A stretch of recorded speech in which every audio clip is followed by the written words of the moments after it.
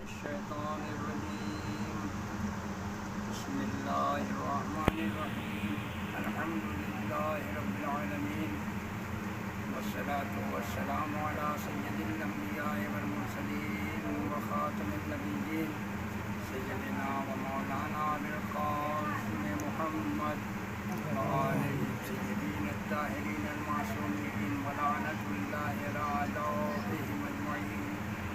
أما بعد فقد قال الله تبارك وتعالى في كتابه الكريم قل إن كنتم تحبون الله فاتبعوني يحببكم الله ويغفر لكم ذنوبكم والله غفور رحيم. برادران ملت، آج کی اس مختصر سی مجلس میں کوشش کر رہا ہوں کہ ملت مسلمہ کو مقام رسول سے آگاہ کیا جائے، اور ساتھ ہی یہ بھی بتا دینا چاہتا ہوں کہ ہمارے یہاں مرکز اعتقاد، مرکز احترام ذات پیغمبر ہے. لوگ غلط پروپیگنڈا کرتے ہیں کہ ہم صرف علی علی کہتے ہیں، ہم صرف علی کا تذکرہ کرتے ہیں، ہم صرف علی کے فضائل پڑھتے ہیں، ہم صرف علی کے قصیدے پڑھتے ہیں، ہم صرف علی کو مانتے ہیں. ایسا نہیں ہے. ہم اس حقیقت سے بھی انکار نہیں کرتے، بلکہ ہم فخر کرتے ہیں اس بات پر کہ ہاں، ہم ہر وقت علی علی کہتے ہیں، لیکن خدا گواہ ہے ایسا نہیں ہے کہ ہم نبی کا تذکرہ نہیں کرتے، ہم رسول کا تذکرہ نہیں کرتے. ہم ان مجلسوں میں اطاعت رسول کو ہی عنوان بنائے ہوئے ہیں. اب یہ الگ بات ہے کہ جب بھی رسول کا تذکرہ ہوگا اور اطاعت کی بات آئے گی تو مجھے تاریخ میں علی کے علاوہ کوئی نظر نہیں آتا. توجہ اس لیے کہ اطاعت ہے رسول کی. اب اگر میں رسول کی اطاعت سمجھاؤں تو کس کے ذریعے سمجھاؤں؟ آپ کوئی شخصیت پیش کر دیجئے، میں کل سے ان کے ذریعے سمجھانا شروع کر دوں گا. لیکن یہ یقین ہے کہ کل تک تو کیا قیامت تک ایسی شخصیت پیش نہیں کی جا سکتی کہ جس نے اپنی زندگی بیچ دی ہو رسول اللہ کے لیے، جس نے اپنی زندگی فروخت کر دی ہو رسول اللہ کی بارگاہ میں. اور یہ کچھ خون کی شرافتیں بھی ہوا کرتی ہیں، یہ کچھ خون کی سعادتیں بھی ہوا کرتی ہیں. یہ آغوش تربیت کا اثر ہوتا ہے. یہ باپ دادا تربیت میں بتاتے ہیں کہ اطاعت کیا ہے، اطاعت رسول کیا ہے. عزیزان گرامی، ہم علی کو نبی سے بڑھاتے نہیں ہیں. یہ تو اپنی اپنی فکر کی بات ہے کہ آپ نے نبی کو اپنی عینک سے دیکھا، آپ کو نبی اپنے جیسا نظر آیا. ہم نے نبی کو علی کے ارشادات کی روشنی میں دیکھا، ہمیں نبی جیسا پیغمبر علی کا آقا و مولا نظر آیا ہے. آپ کہتے ہیں کہ آپ یا علی مدد کیوں کہتے ہیں، آپ علی علی کیوں کرتے ہیں؟ تو میرے عزیزوں، آپ سمجھ لیں کہ علی علی کہنے کا فائدہ یہ ہے کہ جو علی کو علی جانتا ہے وہ نبی کو کبھی اپنا بڑا بھائی نہیں کہتا. ہم نے نبی کو اپنے جیسا نہیں سمجھا، ہم نے نبی کو بشر نہیں سمجھا، ہم نے نبی کے سینے کا آپریشن نہیں کیا، ہم نے نبی کی شان میں گستاخی نہیں کی، ہم نے نبی کی بارگاہ میں بلند آواز سے بولنے والے کو معاف نہیں کیا، اس لیے کہ ذکر علی احترام نبوت سکھاتا ہے. آپ دیکھیں تو صحیح کہ ہم علی کو اپنا سب کچھ سمجھتے ہیں، سب کچھ جان کر بھی جب ہم یہ دیکھیں کہ ہمارا علی بیٹھا ہوا پیغمبر کی جوتیاں سی رہا ہے اور یہ کہہ رہا ہے کہ انا عبد من عبید محمد، میں محمد کے غلاموں سے ایک غلام ہوں. تو حضور جس محمد کا غلام علی ہو، اللہ اکبر، جس محمد کا غلام علی ہو اس غلام کا آقا رسول ہم جیسا ہوگا. بہت توجہ، ساری کائنات علی کی غلام، علی محمد کا غلام. خدا کی قسم، اسی لیے تو میں علی کو علی مانتا ہوں کہ پیغمبر نے सैकड़ों मर्तबा कहा कि मैं अली जैसा, अली ने एक मर्तबा भी नहीं कहा कि मैं नबी जैसा। अज़ीज़ान गिरामी, इताअत रसूल का मफ़हूम यही है कि रसूल जो दे उसे ले लो, जिससे मना करे उससे रुक जाओ। किस तारीख़ में लिखा हुआ है कि जो जमहूरियत दे वो ले लो, जो अक्सरियत दे वो ले लो, जो मुअर्रिख़ दे वो ले लो, जो इजमा दे वो ले लो, जो शूरा दे वो ले लो, जो मौलवी दे वो ले लो, जो मुफ्ती दे वो ले लो, जो हाजी दे वो ले लो, जो नवाजी दे वो ले लो, जो रावी दे वो ले लो। कहीं नहीं लिखा है। कुरान ने कहा जो रसूल दे वो ले लो, जिससे मना कर दे उससे रुक जाओ। मैं फ़िक़्ह जाफ़रिया की तरफ से आलम इस्लाम से ये अर्ज़ करता हूँ कि फ़िक़्ह जाफ़रिया कायनात का वो वाहिद फ़िक़्ह है कि हमने एक भी उसूल दीन और फ़र्वे दीन रावी और रिवायत से नहीं लिया है, बल्कि हमने अलीयन वलीजुल्लाह का अक़ीदा कुरान से लिया कि जो रसूल दे उसे ले लो, जिससे मना कर दे रुक जाओ। अरे गदीर के मेंबर से रसूल ने हमें मौला दिया, हमने लिया। अजीज़ों, कुरान की आयत है कि जो रसूल दे उसे ले लो। अब हम पर एतराज़ न करो, ये बताओ कि कौन सा अक़ीदा ऐसा है जो हमने रसूल से नहीं लिया? कौन सा उसूल दीन है जो हमने रसूल से नहीं लिया? कौन सा फ़र्वे दीन ऐसा है जो रसूल से नहीं लिया? तौहीद रसूल से ली, अदल रसूल से लिया, नबूवत रसूल से ली, इमामत रसूल से ली, साक़ी कौसर रसूल से, मासूम रसूल से। हमने उसूल व फ़रोग़ किसी मुल्ला से नहीं लिए, रसूल अल्लाह से लिए हैं। अली को क्या समझिएगा आप? अली को समझने के लिए कलेजा चाहिए। मेरा अली कल भी अली था और आज भी अली है, क़यामत तक अली रहेगा। इसलिए कि अली किसी जमहूरियत की पैदावार नहीं है, अली किसी इलेक्शन का नतीजा नहीं है, अली किसी हंगामे में अली नहीं बना। अली ने इमरजेंसी में अपनी अज़मत में इजाफा नहीं किया, अली ने मौके से फ़ायदा नहीं उठाए, अली ने अपने कद को बढ़ाने के लिए पैगंबर का जनाजा नहीं छोड़ा।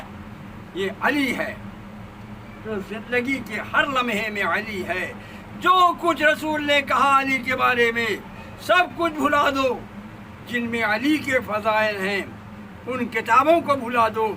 सिर्फ इतना याद रखो, सिर्फ यही एक फजीलत याद रखो कि दरियाए इल्म फज़ल का गौहर तो है अली, एहसास किरदगार का जौहर तो है अली।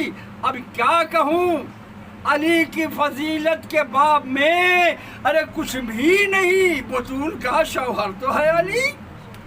अजीज़ों, हमारी मजलिसों में जो हजरात नारे हैदरी लगाते हैं, मौला उनको सलामत रखे, क्योंकि ये भी खून की शराफत का असर है। क्योंकि अली का नारा लगाना कोई जाहिलों का काम नहीं है। याद रखो, अबू जहल की औलादें नारे हैदरी की मुखालफत करेंगी, कभी किसी साहिब इल्म की औलाद ने नारे हैदरी की मुखालफत नहीं की। 1400 बरस बाद भी अली ने अपने आप को मनवाया। अब कहते हैं या अल्लाह मदद या रसूल मदद, यानी दुश्मन अली को भी अली के मुकाबले में कोई और नहीं मिला। या अल्लाह मिला या रसूल मिला।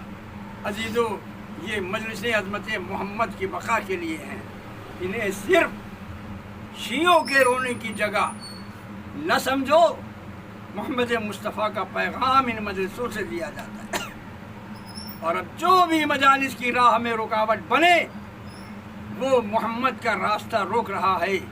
और मोहम्मद का रास्ता रोकने वाला कुरान में अबू लहब कहलाता है और तारीख़ में अबू जहल कहलाता है। मेरे अजीज़ों, जनाब कौसर ज़ैदी फरमाते हैं, खुशनुदिए खुदा व पैगंबर है मजलिसें, हम करबलाइयों का मुक़द्दर है मजलिसें, औलाद व जान व माल से बढ़कर है मजलिसें, यानी ग़मे हुसैन में घर घर है मजलिसें।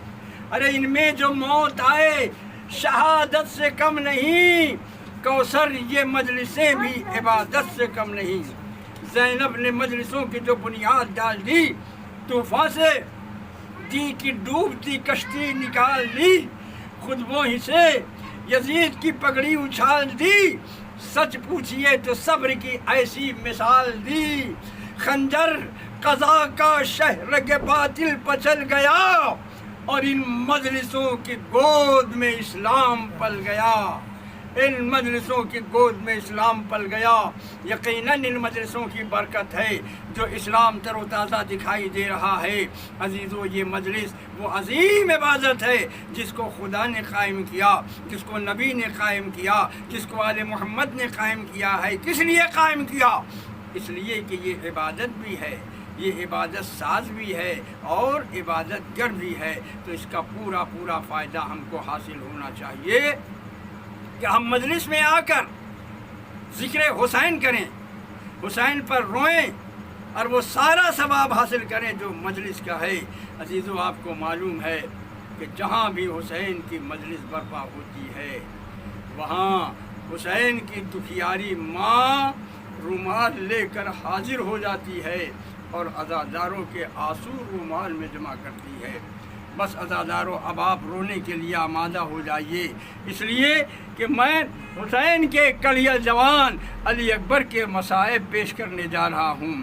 دوستو، اکبر نام ہے زینب کی تمناؤں کا، اکبر نام ہے زینب کی آرزوؤں کا، اکبر نام ہے لیلا کی حسرتوں کا، اکبر نام ہے حسین کے قوت بازو کا، اکبر نام ہے اس جوانان جوان کا جس کی جوانی پر ملک الموت بھی پسینہ آیا، ملک الموت کو بھی پسینہ آیا۔ اور اگر آپ سن سکتے ہیں تو سن لیجئے، یہی محرم کی 5-6 تاریخ تھی کہ عراق کے ایک عالم دین شیخ مہدی حرم امام حسین میں علی اکبر کی شہادت پڑھ رہے تھے۔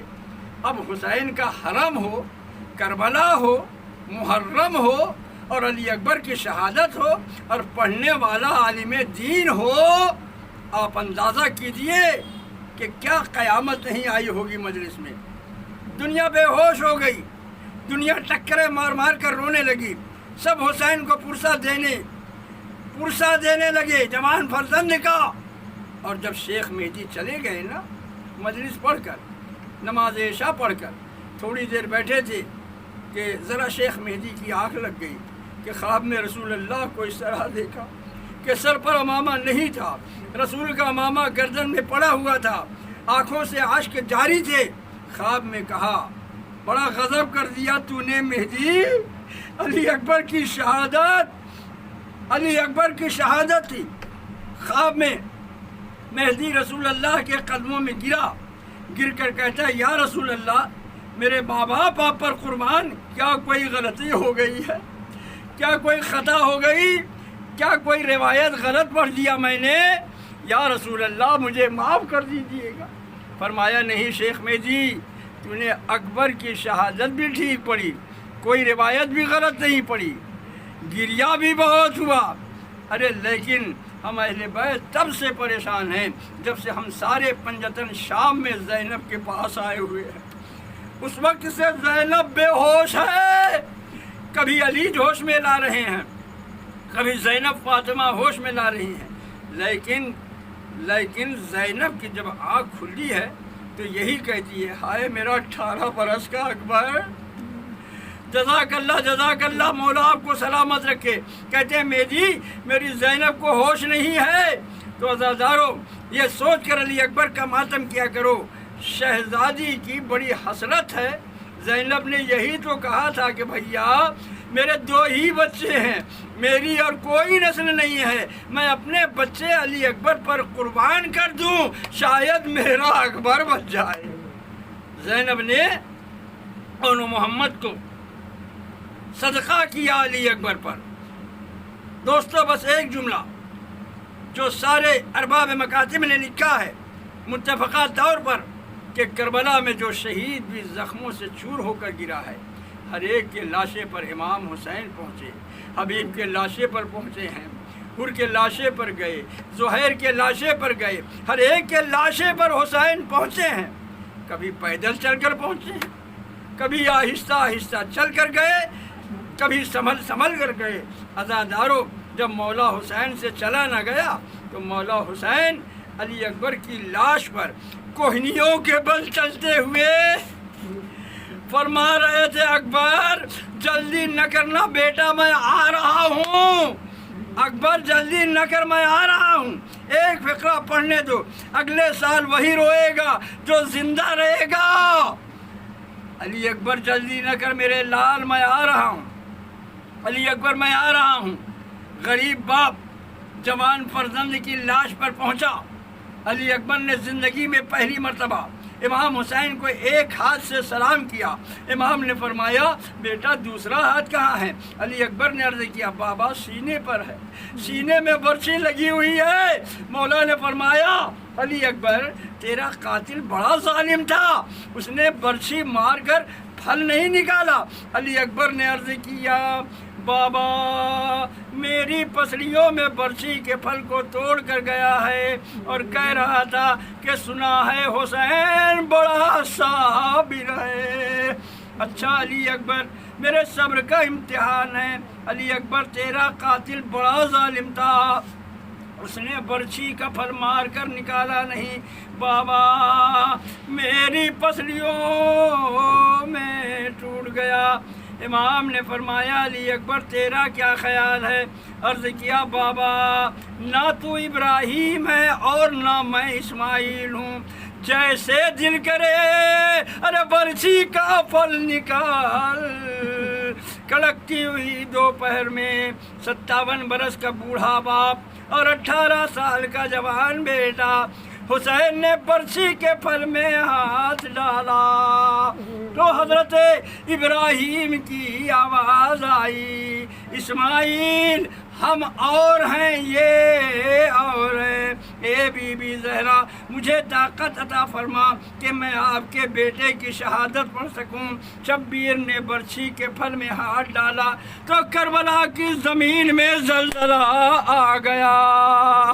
علی اکبر کی آواز آئی، بابا اے بابا، ارے زمین ہل رہی ہے، میں نہیں ہلا۔